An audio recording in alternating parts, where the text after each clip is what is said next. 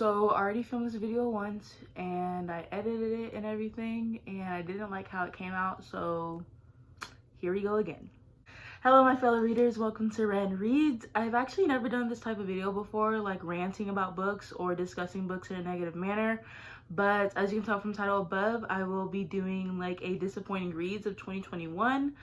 And yeah, I've mentioned some of these books before, like in reading vlogs, and so I kind of discussed like an idea of how my feelings were with some of these books, so I'm not gonna like go into detail with them.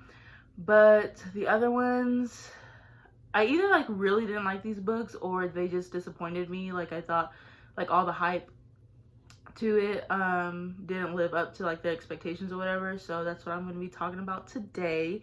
If you like these types of videos, make sure you hit a big thumbs up, click that red button down below to subscribe to follow me on my reading journey, and without further ado, let's get started with the video. So these are all the books that basically disappointed me or let me down this year. It's kind of a big stack, which is disappointing in itself because I read about like 45 books and I have like 10 books or so right here that I didn't like, so that was a lot of books I didn't like this year.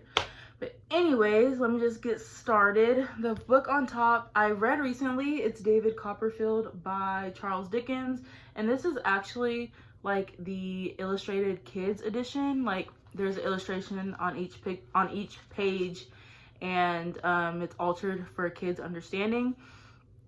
And honestly, I felt like kind of forced to read this just because I wanted to get it off my bookshelves and to donate it, and so I picked it up, and the story wasn't really intriguing me. Like the storyline was like good in itself, but I don't know, I just didn't like it.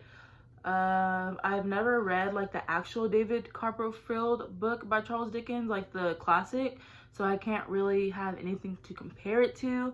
But yeah, I mean, I have a good storyline, so if I do want to end up reading the classic, then I can. But this edition, like this kids edition, I didn't really like it, so yeah. Okay, so the next book, or the next couple of books, are also like illustrated kids editions, and the next one is The Wizard of Oz. This is actually a children's book. I love the movie, like it's obviously a classic. But with these next books that I'm going to be talking about, the movies were better than the books. I'm just going to say that. The storyline on this one, it didn't feel like original. I read this like at the beginning of the year, so I can't really remember. But there's like little stories within this story, I think. And I don't know, it just didn't follow the movie well. I know the movie was off of the book, but once again, this is the illustrated edition, so I think they altered it for children's liking. And yeah, I didn't really like it, so there goes that. The next book is also a book to movie adaptation. It's Alice in Wonderland. I got this honestly for the cover, like it's beautiful. I love this purple, like lilac-ish color. The spine is cool. And once again, didn't really vibe with the storyline. This one's illustrated as well. It has pictures in it, and ooh, that's actually a cool picture.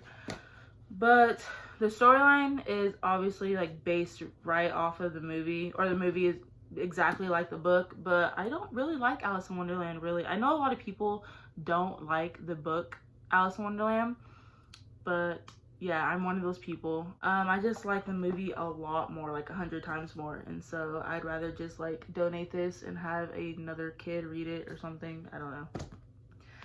The next book is another illustrated edition. It's Frankenstein by Mary Shelley. This one's adapted to children's liking as well. It's illustrated, like I said.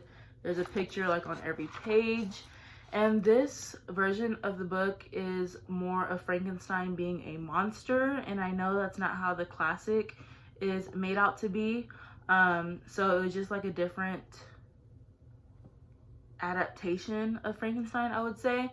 And I honestly do have the classic Frankenstein book, but I haven't read it yet, even though I was supposed to, like in October. But anyways, I just didn't really like this one because Frankenstein was like killing people, and that's not what like the OG book is about, and so yeah. The next book is Sharp Objects by Gillian Flynn. This probably is a surprise to y'all because I think I rated it like a 3.5 on Goodreads. And although the storyline was like pretty cool, I liked the first half of the book. I felt the ending was a little bit rushed and I didn't like the ending overall. There was also a chapter or like a couple chapters within here talking about like sex and stuff, and that kind of threw me off guard and I felt like it didn't really contribute to the story, and so I didn't really like that. I didn't care for it. And then I don't want to spoil it, but the ending was just like trash, honestly. Like I said, I think it felt rushed, and although like it did turn me for a loop, like I didn't know how the ending was going to play out, I felt like, I don't know, I just didn't really like it. I didn't like it. That's all I'm gonna say. So yeah. So the next two books are by John Green, and it's Looking for Alaska and Paper Towns. I actually liked Paper Towns a little bit more than Looking for Alaska, but honestly, overall, I didn't like them. It kind of sucks because I'm scared to read John Green now because I read 2 books of his and I didn't like either one.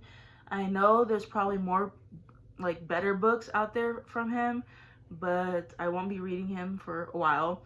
But with Looking for Alaska, I honestly kind of forgot the storyline to this. I just remember it being like boring, really.